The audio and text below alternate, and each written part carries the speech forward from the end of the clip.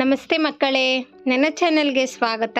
ಇವತ್ತಿನ ವಿಡಿಯೋದಲ್ಲಿ ಹೃದಯ ವಚನಗಳು ಕವಿ ಅಮೃತ ಸೋಮೇಶ್ವರ. ಯಾರೆಲ್ಲ ನನ್ನ ಚಾನೆಲ್ನ ಇನ್ನೂ ಸಬ್ಸ್ಕ್ರೈಬ್ ಮಾಡ್ಕೊಳ್ದೆ ನೋಡ್ತಿದ್ದೀರಾ, ಸಬ್ಸ್ಕ್ರೈಬ್ ಮಾಡ್ಕೊಂಡು ನೋಡಿ. ನಾನು ಹಾಕೋ ಪ್ರತಿಯೊಂದು ವಿಡಿಯೋಸ್ ಕೂಡ ನೀವು ನೋಡ್ಬೋದು. ಬನ್ನಿ ವಿಡಿಯೋ ಶುರು ಮಾಡೋಣ. ಇಲ್ಲಿ ಮೊದಲನೇದಾಗಿ ಕವಿ ಕೃತಿ ಪರಿಚಯ. ಇವರೇ ಡಾಕ್ಟರ್ ಅಮೃತ ಸೋಮೇಶ್ವರ. ಬನ್ನಿ ಹಾಗಿದ್ದರೆ ಇವರ ಪರಿಚಯ ಮಾಡಿಕೊಡ್ತೀನಿ. ಕವಿಯ ಹೆಸರು ಡಾಕ್ಟರ್ ಅಮೃತ ಸೋಮೇಶ್ವರ.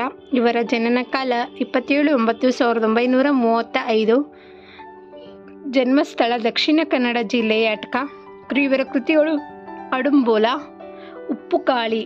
ಪ್ರಶಸ್ತಿಗಳು ಕರ್ನಾಟಕ ಸಾಹಿತ್ಯ ಅಕಾಡೆಮಿ ಪ್ರಶಸ್ತಿ ದೊರಕಿದೆ. ಇದಾದ ನಂತರ ಅಭ್ಯಾಸಗಳಲ್ಲಿ ನೋಡೋದಾದರೆ ಆ ವಿಭಾಗ ಪದಗಳ ಅರ್ಥ ಬರೆಯಿರಿ. ಮೊದಲನೇದಾಗಿ ಉಪಕರಿಸು. ಇದರ ಅರ್ಥ ಏನೆಂದರೆ ಉಪಕಾರ ಮಾಡು, ಮೊರೆವ, ಗರ್ಜಿಸುವ, ವಿರಾಳ, ಶಾಂತಿ, ಸಾಧಿತ, ಸಾಧಿಸಿದ, ಬಹುರೂಪಿ, ಹಲವು ರೂಪ. ಇದಾದ ನಂತರ ಕೊಟ್ಟಿರುವ ವಚನವನ್ನು ಪೂರ್ಣಗೊಳಿಸಿರಿ. ಎನಿತು ಭಾಷೆಗಳಲ್ಲಿಂದ ಹಿಡಿದು ಹೃದಯೇಶ ಸೋಮೇಶ ಗಂಟ.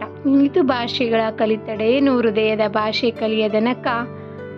ಎನಿತು ನುಡಿ ಸಡಗರ ತೋರ್ದಡೇನು ಎದೆಯ ಮಿಡಿತ ವರಿಯದನಕ. ಎನಿತು ಶೋಧನೆಗೈದಡೇನು ಹೃದಯ ಶೋಧನೆಗೈಯದನಕ. ಎನಿತು ಸಾಧನೆಗೈದಡೇನು ಹೃದಯದ ಬೆಸುಗೆ ಸಾಧಿತವಾಗದನಕ. ಇವೆಲ್ಲಕ್ಕೂ ಜೀವ ಭಾವದಾತ ನೀನೇ ಕಾಣ ಹೃದಯೇಶ ಸೋಮೇಶ. ಇಲ್ಲಿಂದ ಇಲ್ಲಿವರೆಗೂ ವಚನ ಪೂರ್ಣಗೊಳಿಸ್ತೀರಾ. ಮತ್ತು ಆ ವಿಭಾಗ ಮುಗಿಯುತ್ತದೆ.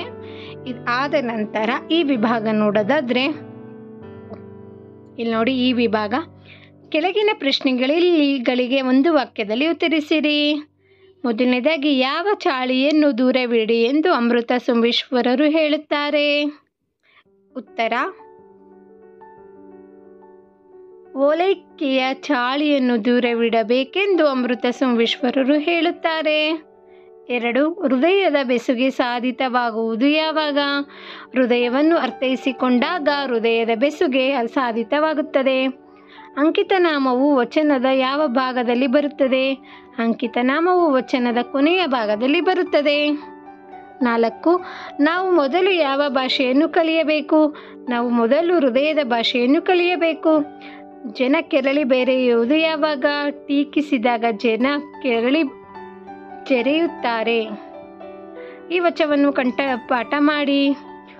9 ತಡವೆಯಿಂದ ಹೃದಯೇಶ ಸೋಮೇಶ ಗಂಟ ಕಂಠಪಾಠ ಮಾಡಬೇಕು. ನೋಡಿ, 9 ತಡವೆ ಉಪಕರಿಸಿ ಇಲ್ಲಿಂದ ಹೃದಯೇಶ ಸೋಮೇಶ್ವರರು ಕಂಠಪಾಠ ನೀವೇ ಮಾಡಬೇಕು. ಈ ವಿಭಾಗ ಆದ ನಂತರ ಕೆಳಗಿನ ಚಿಹ್ನೆಗಳನ್ನು ಗಮನಿಸಿ ಅದರ ಹೆಸರುಗಳನ್ನು ಬರೆಯಿರಿ.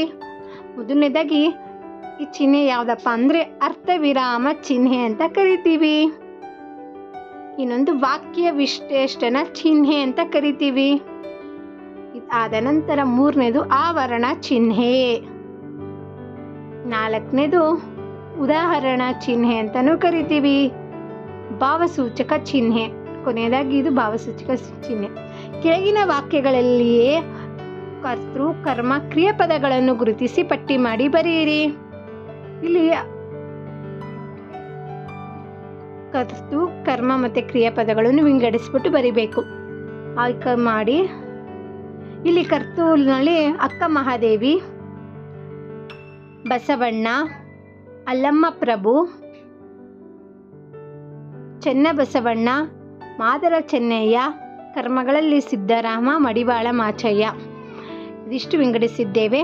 ಶುಭ ನುಡಿ ನೋಡೋದಾದರೆ ಹಿರಿಯರಿಂದ ಬಂದ ಅನುಭವದ ನುಡಿಗಳು ಯುವ ಜನಾಂಗಕ್ಕೆ ಅಮೂಲ್ಯ ಸೊತ್ತು. ಒಂದು ಹೃದಯವನ್ನು ಅರ್ಥ ಮಾಡಿಕೊಳ್ಳುವುದು ಇನ್ನೊಂದು ಹೃದಯದಿಂದ ಮಾತ್ರ ಸಾಧ್ಯ. ಪರಿಶುದ್ಧ ಹೃದಯವು ಬದುಕನ್ನು ರೂಪಿಸುತ್ತದೆ. ಇಲ್ಲಿಗೆ ಶುಭ ನುಡಿಯೂ ಆಯಿತು. ಸೊ ಇಲ್ಲಿಗೆ ಹೃದಯ ವಚನಗಳು, ಪ್ರಶ್ನೋತ್ತರಗಳು ಮುಗಿದಿವೆ. ನಿಮಗೆ ನನ್ನ ವಿಡಿಯೋ ಇಷ್ಟವಾದರೆ ನನ್ನ ಚಾನಲ್ನ ತಪ್ಪದೇ ಸಬ್ಸ್ಕ್ರೈಬ್ ಮಾಡ್ಕೊಳ್ಳಿ, ಲೈಕ್ ಮಾಡಿ, ಶೇರ್ ಮಾಡಿ. ಮತ್ತು ಮುಂದಿನ ವಿಡಿಯೋದಲ್ಲಿ ಸಿಗೋಣ. ಧನ್ಯವಾದಗಳು ಮಕ್ಕಳೇ. ಬಾಯ್ ಬಾಯ್.